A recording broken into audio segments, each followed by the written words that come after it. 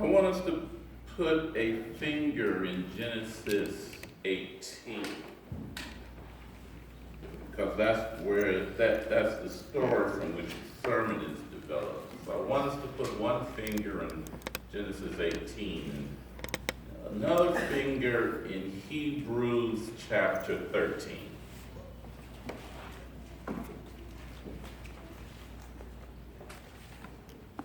Now, showing my age, telling you to put fingers in things, and the young people in the back have phones. Put one finger in Genesis 18, another in Hebrews 13. Our text is taken from Hebrews 13 and 2.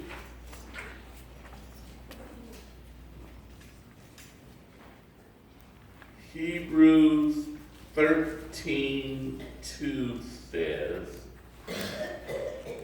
"Don't neglect to show hospitality, for by doing this some have welcomed angels as guests without knowing it." Don't neglect to show hospitality, for by doing this some have welcomed angels as guests without knowing it. That's our text for this morning. But turn back to Genesis 18. I am intrigued by this story. This is actually last week's lectionary reading, and I started studying the story last week, but we had such a wonderful speaker last week.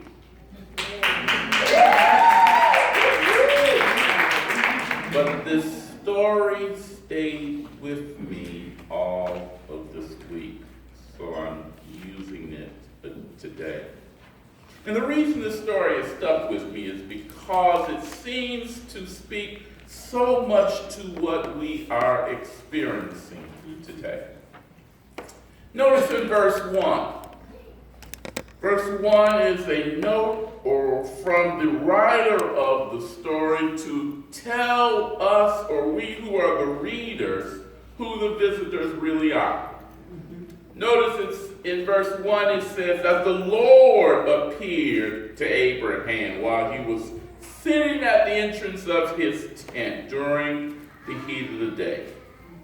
The writer is letting us know that it was the Lord who appeared to Abraham. But Abraham does not know who these visitors are. It says that it was during the heat of the day. This would have been mid-afternoon, and Abraham and his men would have finished whatever work they were doing that day. They would have risen early in the morning and would have began their work so that by noon it would be too hot for them to continue working. So as Abraham was sitting at the entrance of his tent, he's ready to take a nap and sleep off that afternoon. And then get up and feed his flocks or his herds before the evening. This was the routine of Abraham and his men in these days, but as he's sitting at the entrance of his tent, he looks up and he saw 3 men standing near him. Abraham doesn't know who these men were, but they were strangers passing through. Now, the time of the day, being that it was during the heat of the day, tells us a couple of things about these strangers. First, they were strangers, they were travelers, because no one would be traveling during the heat of the day. If they had relatives or even friends in the area, they would have stopped at their homes and would have cooled off or even had stayed the night instead of traveling during the heat of the day. But second, because they were traveling during the heat of the day, their destination was really important. No one would brave the conditions of that heat. And in that part of the world, the temperatures could easily be near or over 100 degrees. no one would brave those conditions during the hottest time of the day if they didn't have to get someplace that was important. So important was their journey that they were willing to brave dangerous conditions to get there. Abraham looks up from his tent and sees the men standing there. Then he said, "My Lord, if I have found favor with you, please do not go on past your servant." Abraham doesn't know who these men are, but the writer of the story tells us something about these men. When Abraham says to them, "My Lord," in verse 3, that's a greeting of honor. He's not referring to the Lord, but instead, he's greeting them with honor. Now, look at verse 3, and I'll show you how we can know this. First, look at verse 1. Notice in verse 1 that the word Lord is capitalized. And notice in verse 3, it's all lowercase. That lets you know that in verse 1, it's the Lord that the writer is talking about. But in verse 3, he's just giving them a greeting of honor. Abraham is greeting these men with honor, but he does not know who they are. But if Abraham doesn't know who they are, why is he greeting them with honor? Notice he says to them, "My Lord." And he refers to himself as their servant. Isn't that strange? Why would Abraham do that? If I'm meeting someone from the first time, I'm not going to consider myself that person's servant.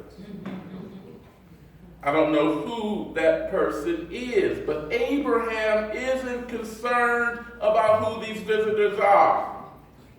He's more concerned about assisting them and serving them as they travel. And here's where I fall short.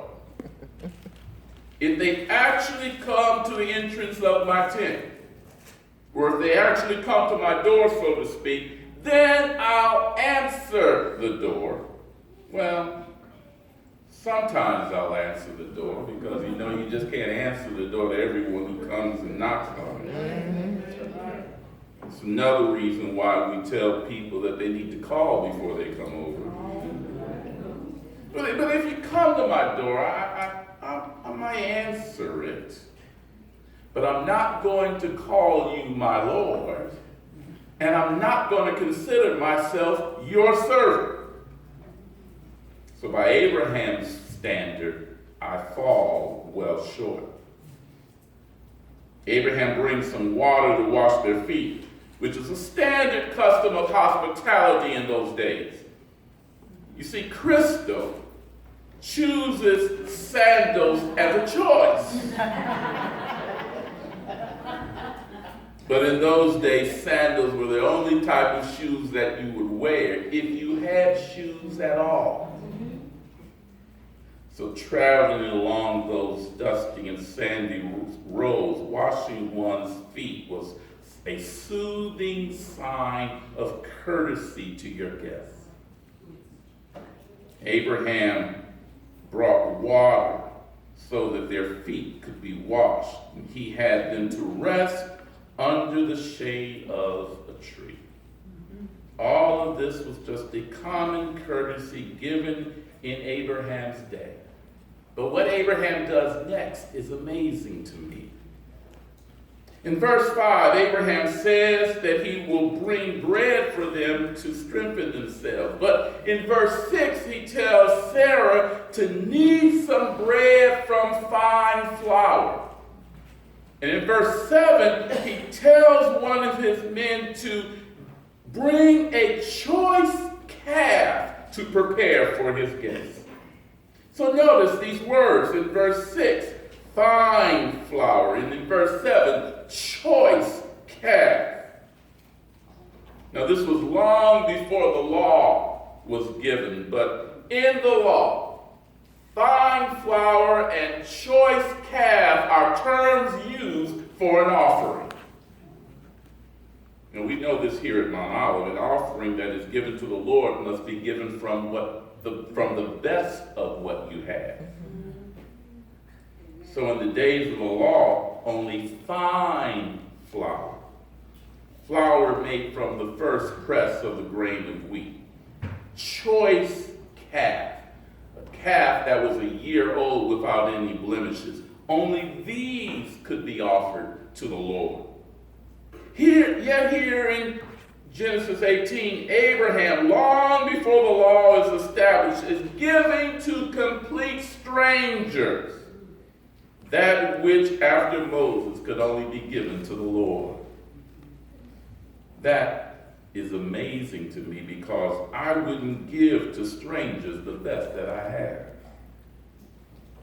You know, we may not have much, but we save whatever we have for the very best or special occasions. I have a set of fine china and flatware that I received after my grandmother's death. My mother says those are her things, but I got them from my grandmother. I've never used them and probably won't use them, but I have them. I have a sterling silver tea set that I received after my dad died. Now the silver needs cleaning, but I still have it. You see, we may not have a lot of stuff. We have some good stuff, but we rarely use it because there's not a special occasion for us to bring it out. Contrast that with Abraham. He pulled out his good stuff. He got the finest or best flour to make bread and a choice calf he prepared, not for a special occasion when family from out of town had come in. No, he did all of this for complete strangers. People who just showed up at his tent that he didn't even know. That, to me, is amazing. And it's also not anything close to what I would do for complete strangers. Amen. A couple of weeks ago, I went to Detroit to be with my cousins. And I took Micah with me because she doesn't often get to be with that side of her family. And while we were there's a park down on the river that I took her to so she could play along in the park, and there's a couple of water parks down there where she could play.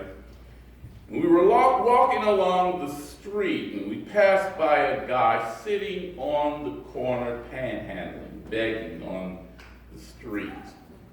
And as we walked by, he tried to say something to me, but I ignored him. As I told you before, living most of my life between Detroit and Chicago, I've learned how to ignore people on the streets. So, we're walking past and he tries to say something, but I'm just keeping going. But Mike just stopped to try to have a conversation with him. And I was holding her hand anyway, but as she stopped, I snatched her along and went on a little further. I said, "This is not Charlotte.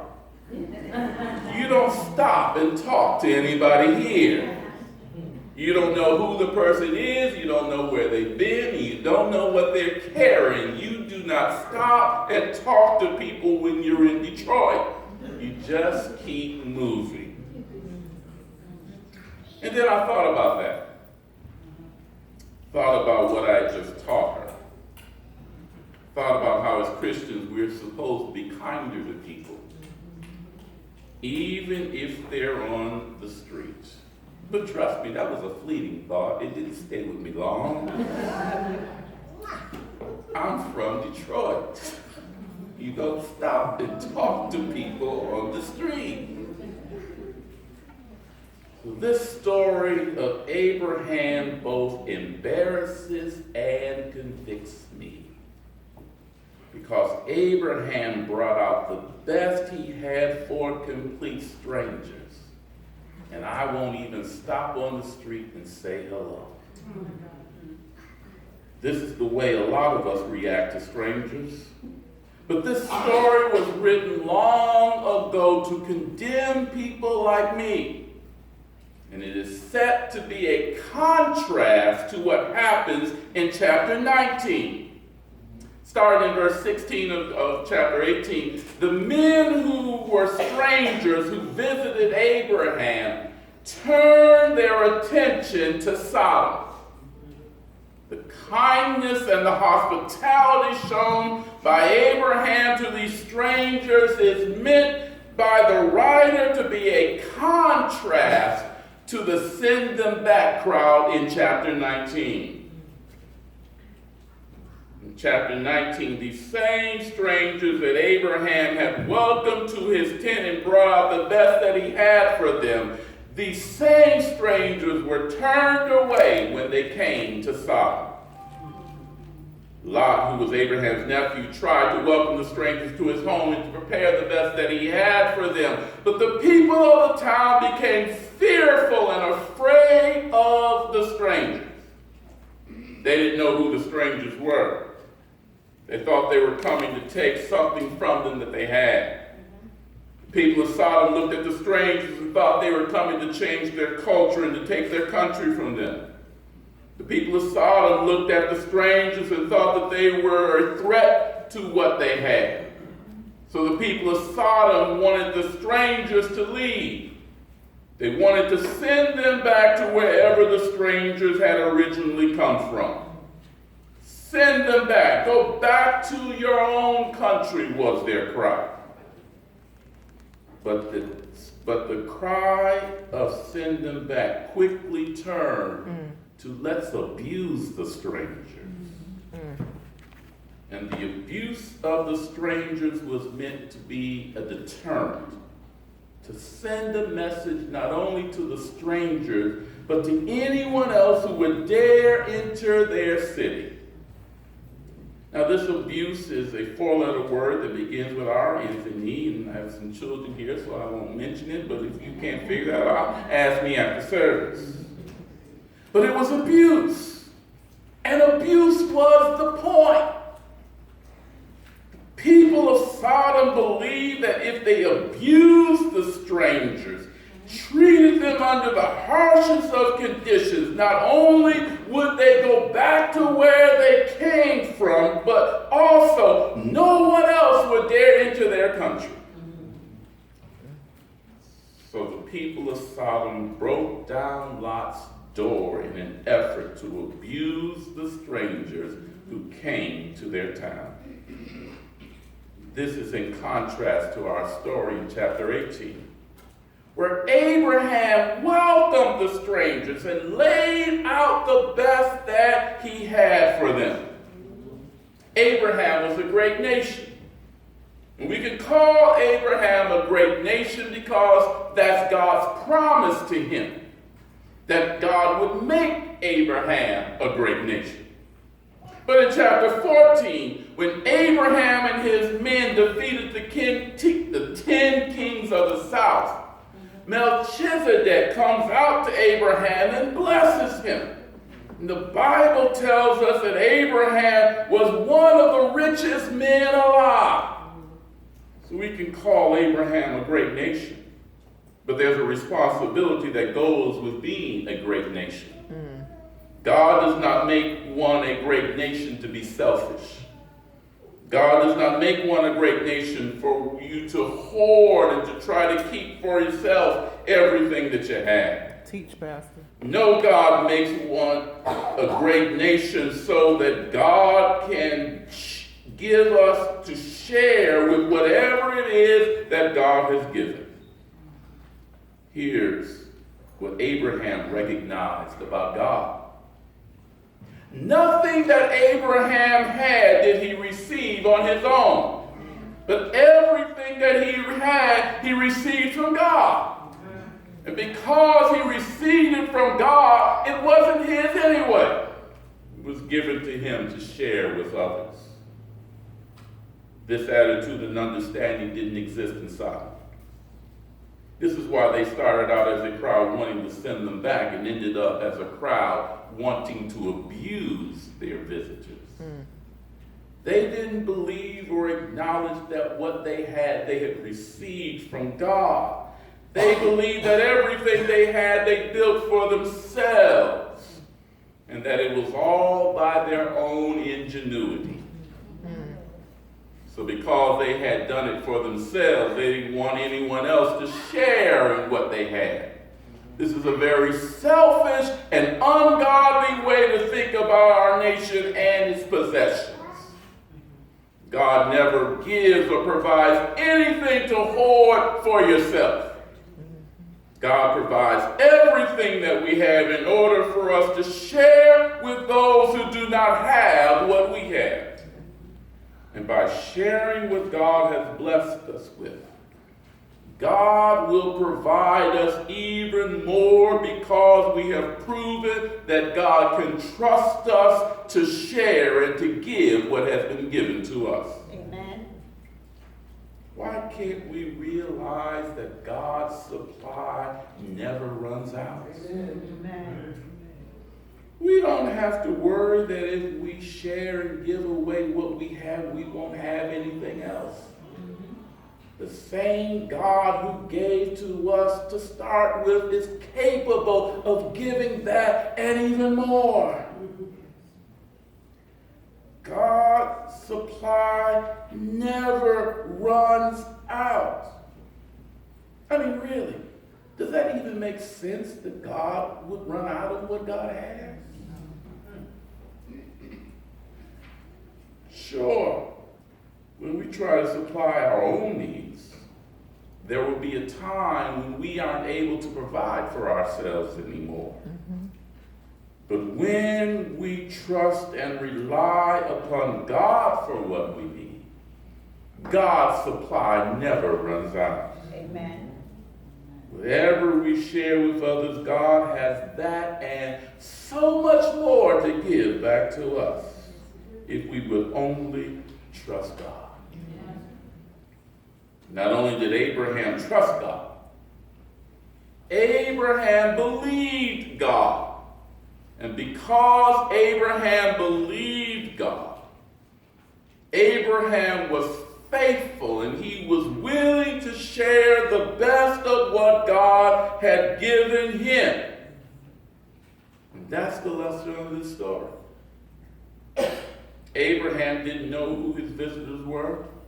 All he knew is that these were men traveling during the heat of the day who needed rest and comfort.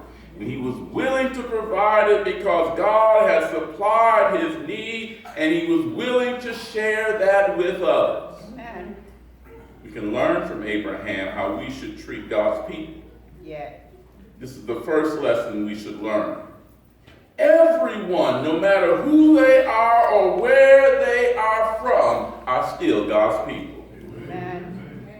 They are created in the image of God just as we were. And because we are all created in the image of God, we're all equal. No one is better than anyone else. Amen. We have to learn this. We have to learn that everyone is created in the image of God, and the traveler passing through our land and the stranger sitting on the corner, all of us were created in the image of God. Because of that, everyone we meet should be afforded a certain dignity as being a human being. No one should be disrespected. And certainly no one should be abused. Jesus said in Matthew 7, verse 12, whatever you want others to do for you, do also the same for them. Yeah. For this is the law and the prophets. Amen. Isn't that so simple? It's so simple, but we find it so hard to do. Abraham understood this long before, and he did this for the strangers who stood at the entrance of his tent. Not only did he treat them with dignity, he provided for them as honored guests. Abraham didn't know who these men were. He just knew that they were men created in God's image, just as he was. And that he had the ability to provide comfort to them in the heat of the day. Because he did not know who they were, that brings us back to our text in Hebrews. Hebrews chapter 13, verse 2, it says, "Do not neglect to show hospitality, for by doing this some have welcomed angels as guests without knowing it." Now we say we believe the Bible, but do we believe that God still sends angels among us? We would never know who they are. The guy I pass on the street might be an angel. I would never know that. Someone who comes to our country seeking assistance might be an angel, and we would never know. But because we live in such a cruel society, we learn to dismiss people, and even worse, we abuse people instead of meeting their needs. Amen. There is so much we can learn from Abraham. He welcomed the strangers who showed up at his tent. And guess what? They were actually angels. He had shown hospitality to them even though he didn't know who they were. But they turned out to be angels, and they had come to bless him. If we look at the story again in verse 9, they called for Abraham's wife Sarah, and notice that they knew her name had changed to Sarah from Sarai. And in verse 10, they say that next year at this time, he will have a son. But look at verse 10 again. Notice, that's not the angels speaking. You look at verse 10, you see Lord is capitalized again. So at that point, the Lord actually spoke to Abraham and pronounced the Lord's blessing upon him and the fulfillment of his promise. The Lord said that next year at this time, he would have a son. Yes. Because Abraham had provided hospitality for those who he didn't even know. The Lord used the angels to bless him and to fulfill God's promise that he would have a son. Yes. But these same angels who had come to bless Abraham were on their way to Sodom. And as the Bible tells us, beginning in verse 16, they were on their way to Sodom, to those who had cried, "Send them back." To those who would abuse them, the angels were on their way to destroy Sodom. God said, there is placed before us blessings and curses. The angels carried both. They blessed Abraham, but they destroyed Sodom. That same choice is placed before us today. And is placed before us in how we treat God's people. Amen. The book of Hebrews tells us that if we would show hospitality, we would be blessed. For we don't know if we might be meeting angels. And because we never know who we're meeting, it's better for us to treat every person with dignity and respect, because every person is a child of God. Amen. We are given blessings or curses. If we treat everyone with dignity and respect, we will be blessed.